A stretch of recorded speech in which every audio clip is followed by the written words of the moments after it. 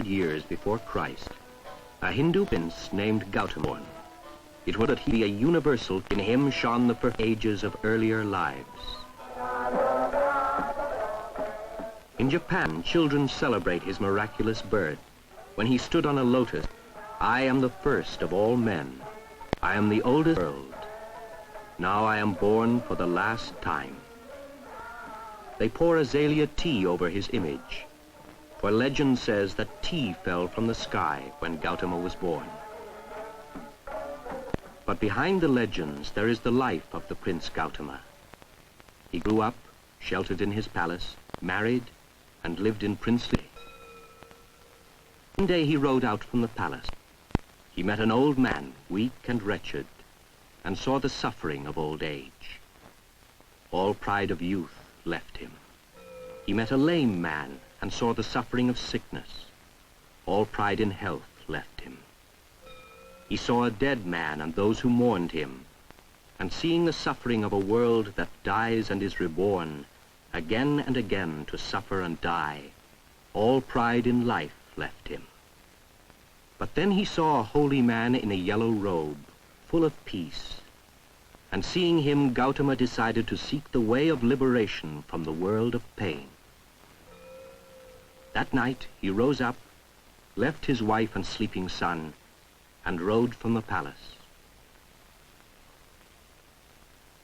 He renounced his kingdom. He gave away all his worldly goods to his servants, and went to the forest to spend years of self-denial and meditation. Then at last, Bodhi, enlightenment, came to Gautama the Buddha. He was tempted to escape from the world, but turned back in compassion to awaken all men to reality by preaching the four noble truths. All life is suffering. All suffering arises from craving, selfish desire. But if this self, this craving is extinguished, all suffering will cease. This is Nirvana. This is the path of the Buddha, open to all mankind, men or women, of high caste or low. By the 3rd century before Christ, Buddhism was the ruling religion in India. Where he had lived and taught, great monuments called stupas were built, some of them at Sanchi, some at Bodhgaya, the place of enlightenment, and at Sarnath, where Buddha preached the word. At Nalanda, 2,000 years ago, pilgrims came from all over Asia to be taught by the monks whose order, founded by Buddha himself, was called Theravada, the teaching of the elders.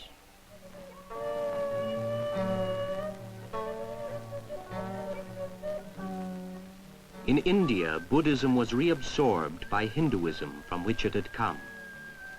But to Ceylon were brought its ancient scriptures and traditions. Here, missionaries taught the ideals of charity and compassion. And from Ceylon, Buddhism spread by sea to the islands of Indonesia, where, in Java, the shrines of Borobudur mark the capital of an ancient civilization dedicated to the Tibet Buddha. By land and sea, it spread through the mainland of Southeast Asia, Burma, Thailand, and Cambodia.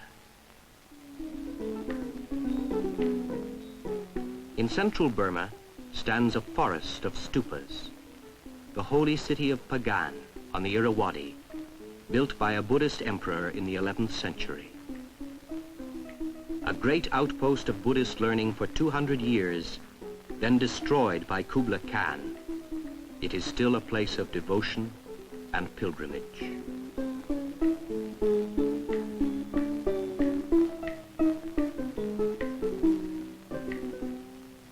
In the monsoon lands of Ceylon, Burma, and Indochina, Buddhism founded a civilization devoted to universal love and to human perfection, to the hope of Nirvana that each man must, like Buddha, find for himself.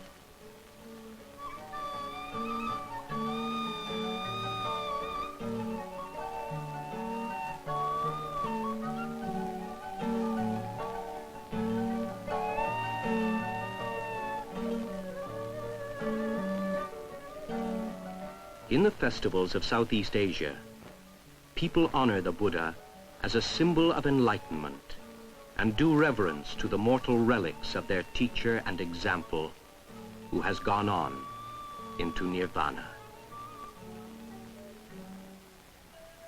In Burma, Buddhists follow the example of the master in a great ceremony of renunciation. Young boys dressed in princely robes like the Buddha himself reenact his life and are confirmed in the Buddhist community. Buddha taught that there is only one real sacrifice, the sacrifice of our own desires, our own self.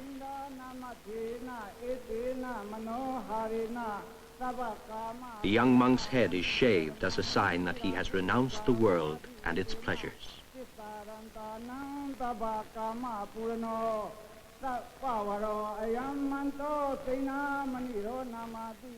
Giving up family and fortune, he takes refuge in the Buddha, the enlightened one, the teacher and example.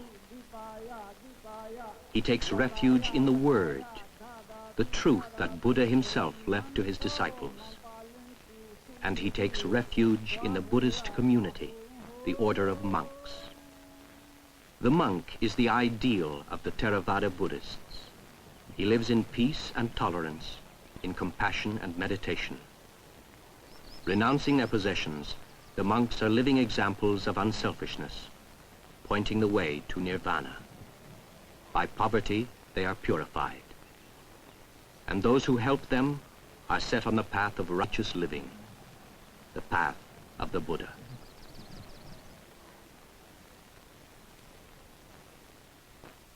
At some time in his life, every Theravada Buddhist, man or woman, may enter the monastic order.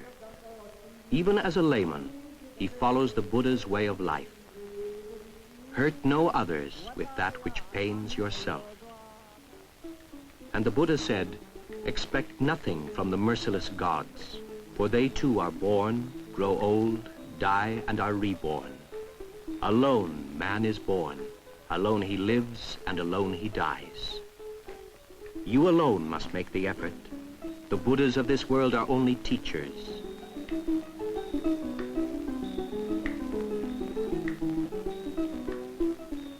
All created things perish. He who knows and sees this is at peace, though in a world of pain. This is the way to purity. All forms are unreal. He who knows and sees this is at peace, though in a world of pain.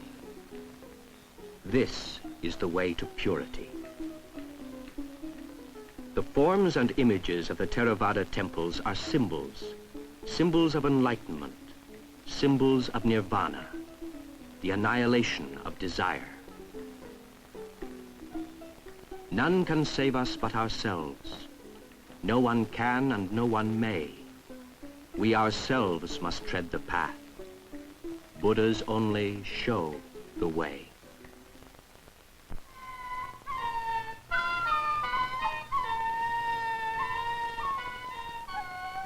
Mahayana Buddhism reached China by 200 AD, carried by missionaries and pilgrims across the wastes of Central Asia. And the court of the Tang dynasty became filled with converts. Here, Buddhist scholars met the believers of other great religions, Confucians, Taoists, Zoroastrians, Manichaeans, and even Christians.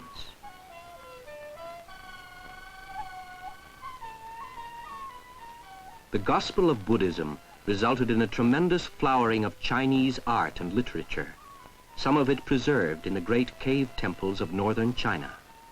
But this Buddhism was greatly changed. It was called Mahayana, the great vehicle. In it, the austere figure of Gautama was replaced by a glorious redeemer, Amitabha, the Buddha of infinite light. This same doctrine was carried to Nepal by monks from India. The Indian Buddhists had been greatly influenced by Hindu philosophy, and in the 7th century, their beliefs spread to Tibet, where traditions of magic, mysticism, and yoga have remained up to the present time.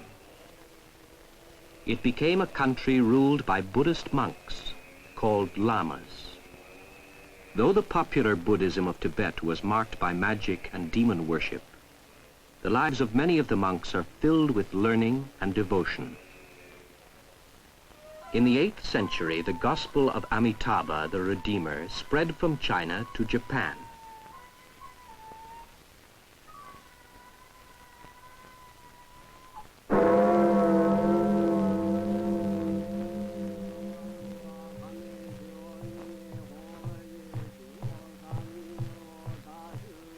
Here in Japan, Mahayana became the supreme religion, tolerating and absorbing the native religion of Shinto, whose gods it called manifestations of the Buddha. For the Buddha now is not the historic Gautama who lived and died ago. He was only one incarnation of the universal Buddha nature that is working in every age, in countless worlds, for the salvation of all living things. The Mahayana scriptures teach that every living thing is a Buddha in the making, and that Nirvana is not to be found by conscious thought, but by faith and communion in the universal Buddha nature that is in all life and all time.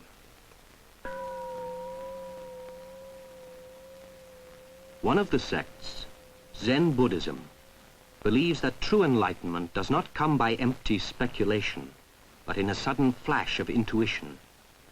By strenuous acts of discipline and meditation, the monk seeks an instant of ecstatic vision, of union with the Buddha nature.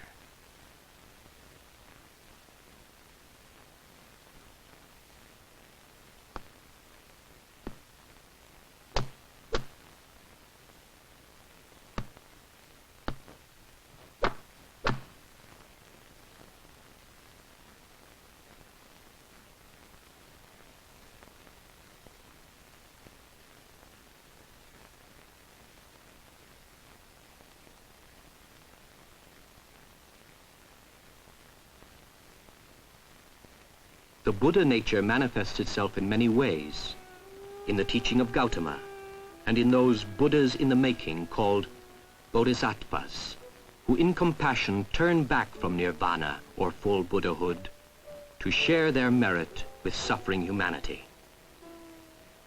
Above all, the Buddha nature dwells in the great Buddhas, the Redeemers who can grant the prayer of the believer and carry him into paradise. Some believers, following the example of Gautama and the Bodhisattvas, swear not to pass on into Nirvana until the last blade of grass is set free. It is man's task to bring all life into selflessness. All acts of life are a preparation for Nirvana. In this spirit, even the tea ceremony can become religious ritual. For the law of the Buddha inspires love, dignity, and grace in every act.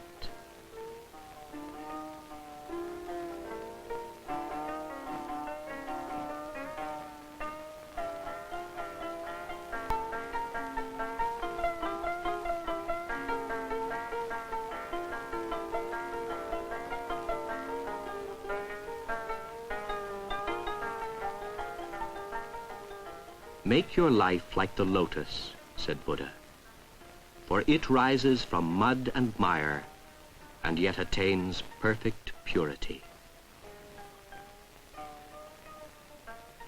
For vast numbers in China, Korea, and Japan, the Savior and Redeemer is Amitabha, the Buddha, Lord of the Pure Land, the Western Paradise, whose name alone, repeated in faith and hope, will bring salvation.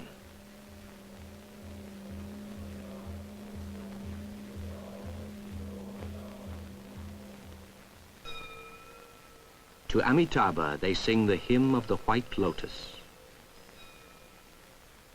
His mercy is like the rain that falls on all men. His wisdom like the ocean, deep and boundless. His word is grace, his glance is glory, He sends out his smile to the house of suffering. He is the compassionate, the conqueror of desire. It is God himself, enthroned in goodness, who by his law redeems all worlds.